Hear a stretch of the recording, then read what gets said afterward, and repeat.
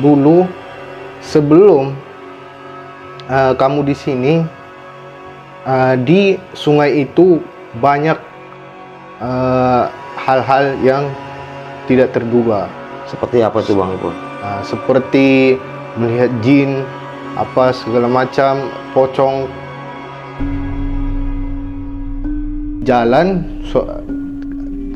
mau ke pondok itu ada lagi saya lihat tuh.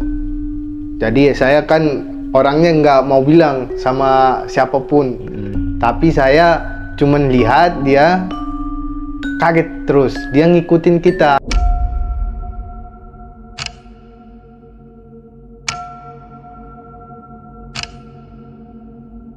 Assalamualaikum warahmatullahi wabarakatuh. Balik lagi di channel Gelap Malam Story dan masih bersama gua Dul Al-Ghifari.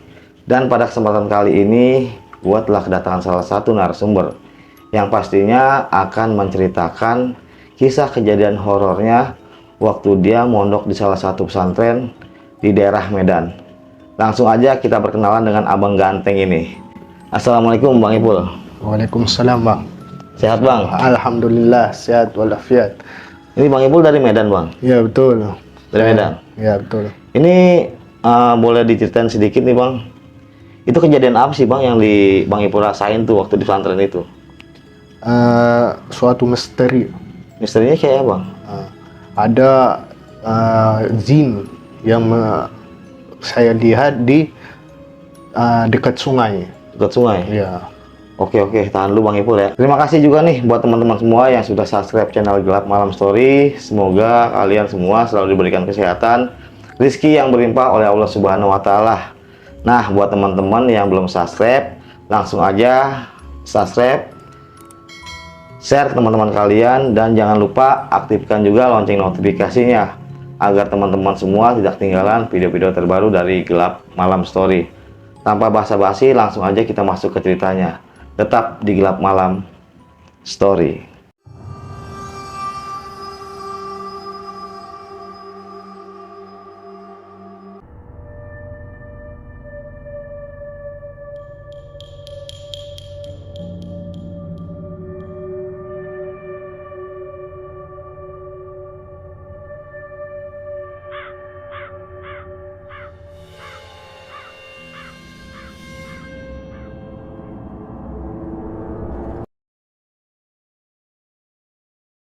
Oke Bang Ipul, Oke Bang. nih boleh diceritain nih Bang nih kronologi awalnya tuh dari Bang Ipul mondok di pesantren itu seperti apa tuh kejadian horornya? Gini Bang Don, saya masuk pesantren itu di awal tahun 2014. Saya masuk pesantren. Pesantren ini terkenal dengan keseramannya atau mistisnya. Suatu malam saya tidur. Saya kebangun jam 12 malam. Abang Handa ini menyuruh saya untuk menemani dia ke sungai. Sebelum kami ke sungai, dia ngomong, saya itu dari dulu nggak pernah ke sungai selama kamu belum di sini.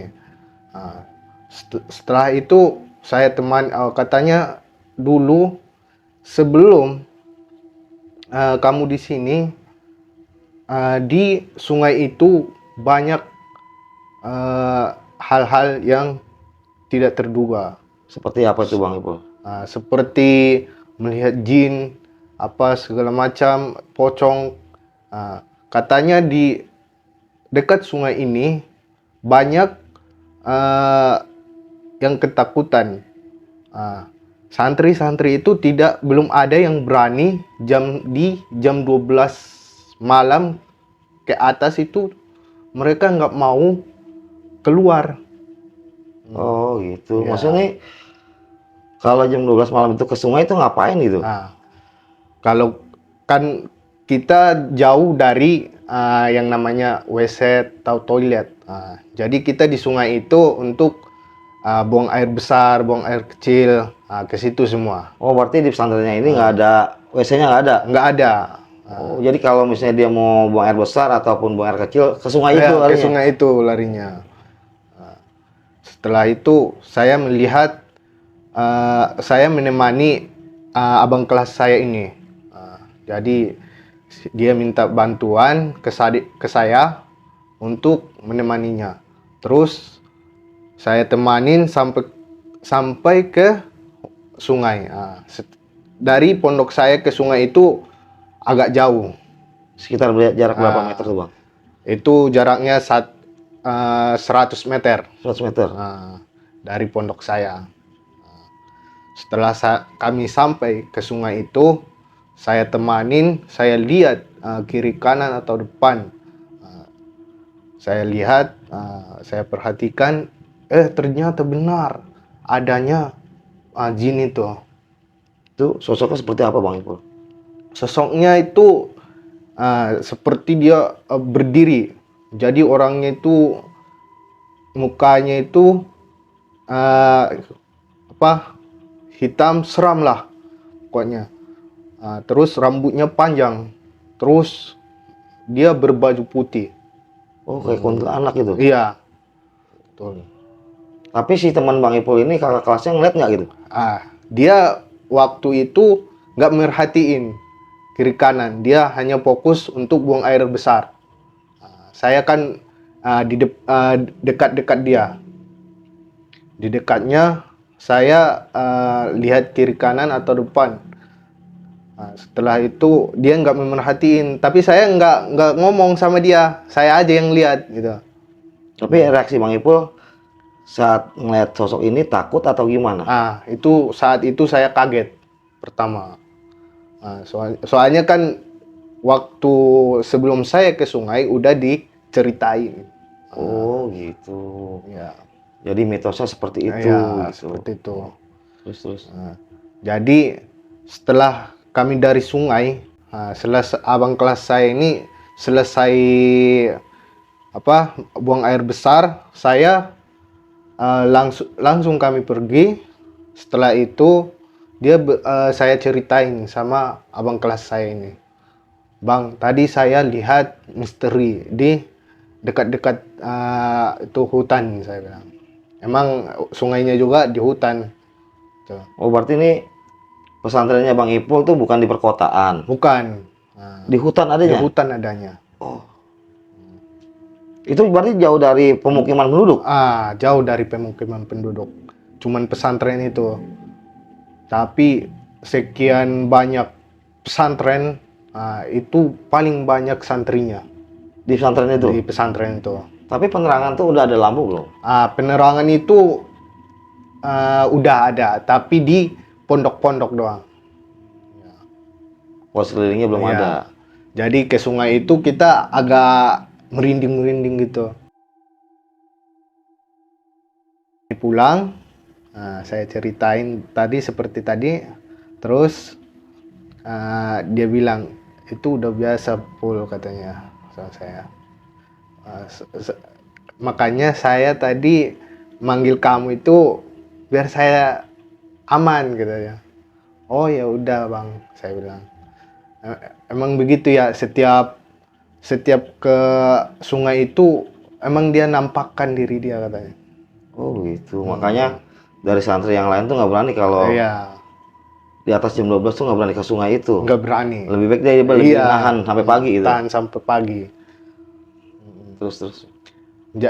Katanya emang jarang orang dari jam 12 malam itu ke pagi itu jarang ke sungai.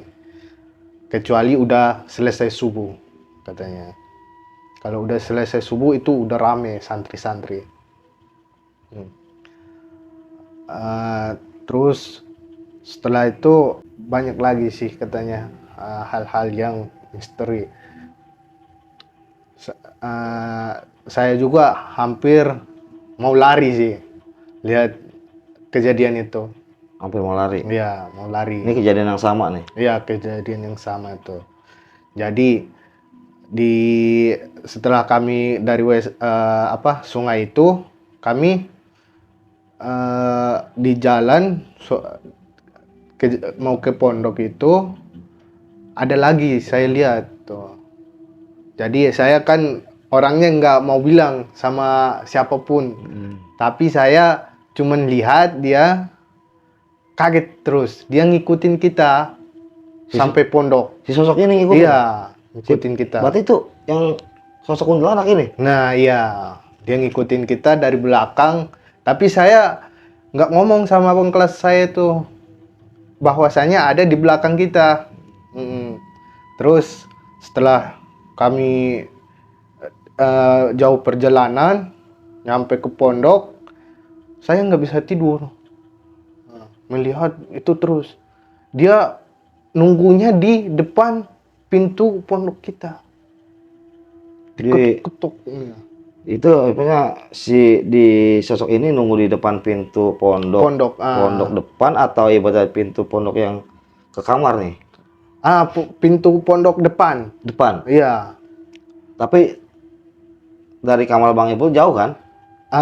Enggak jauh sih. Kita kan pondok kita itu bertingkat.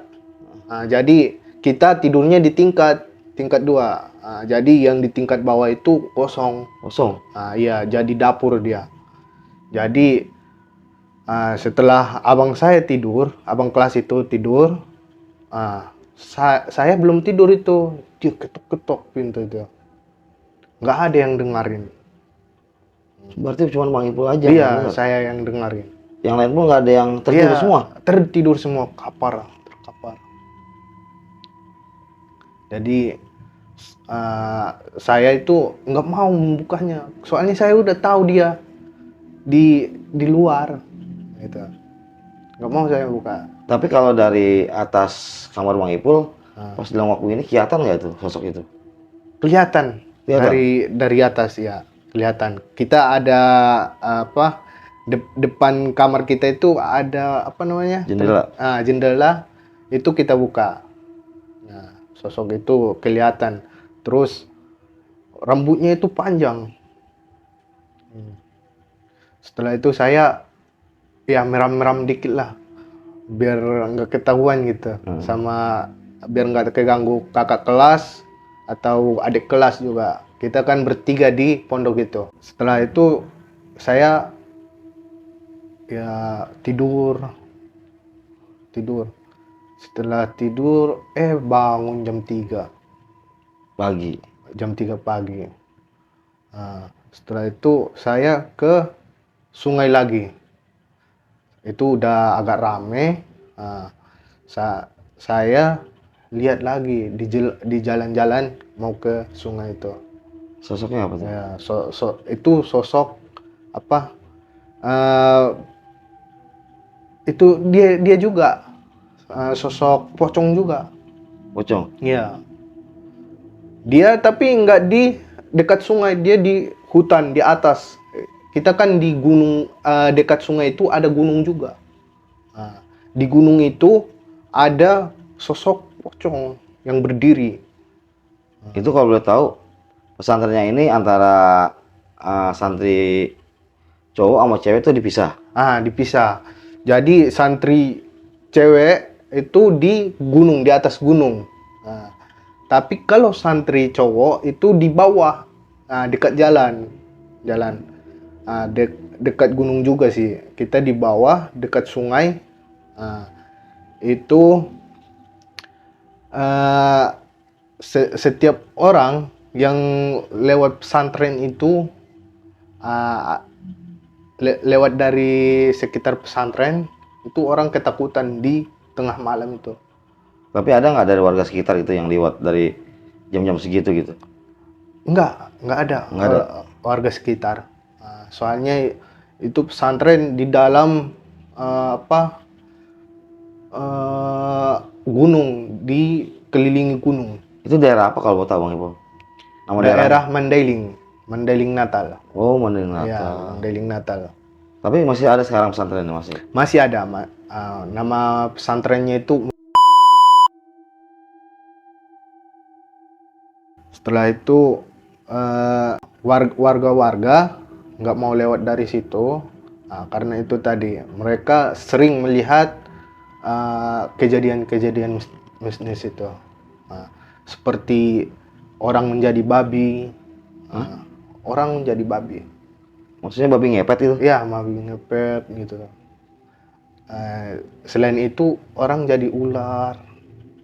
Maksudnya itu ya ini kan berdasarkan cerita gitu. Kalau orang itu jadi babi kan maksudnya kan dia pesugihan. Iya, Ini kalau orang jadi ular tuh maksudnya ngapain? iya, kayak gitu juga pesugihan juga. Soalnya itu setiap eh, apa? Setiap tahun itu ada gitu. Apanya? Orang yang berubah-ubah gitu. Jadi eh, kalau udah malam itu mereka itu berubah-ubah. Nah, selain itu eh, kita di pondok itu pada ketakutan. Jadi yang ditakutkan itu ada yang kehilangan duit seperti segala macam lah. Gitu. Jadi kita di pondok itu harus berhati-hati. Dan barang-barang kita itu harus disimpan dengan baik. Jangan asal sembarang taruh barang gitu. Terus setelah kejadian itu saya juga udah nggak kaget lagi di situ. Udah sering melihat hal-hal yang bisnis itu. Mistis. Mistis itu. Jadi saya ceritakan sama abang-abang saya, iya benar itu emang sering terjadi katanya. Kamu nggak usah kaget katanya.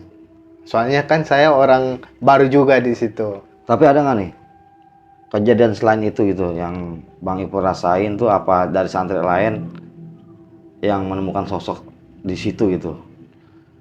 Di lain hari? Di lain hari ada. Jadi pas saya mau ke masjid, itu kan masjidnya jauh dari pondok.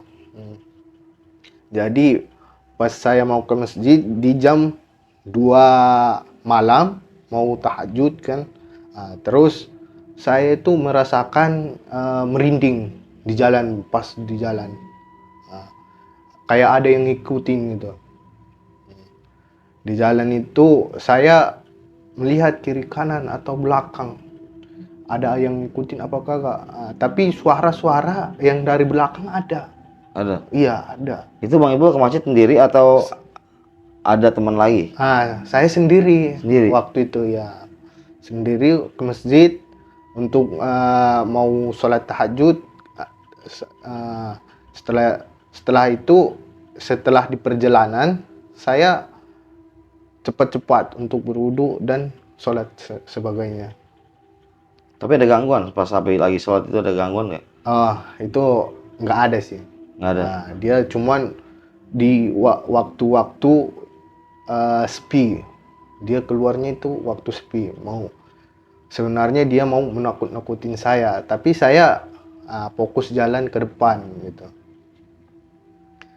Setelah itu saya habis sholat saya pulang lagi ke pondok. Itu pukul berapa itu? Itu pukul 3 malam. Sekitar 1 jaman kan itu waktunya saya sholat. Setelah itu saya ke pondok. Berjalan dari masjid ke pondok itu sekitar 200 meter. Jadi saya pelan-pelan jalan tuh masih ada yang ngikutin. Masih ada? Iya, di belakang saya itu. Apa tuh sosoknya? Sosok jin juga. Kayak bentuknya kayak apa gitu? Itu dia itu dia kayak apa? Kakinya itu nggak apa? Nggak napak? Iya, nggak napak gitu. Dia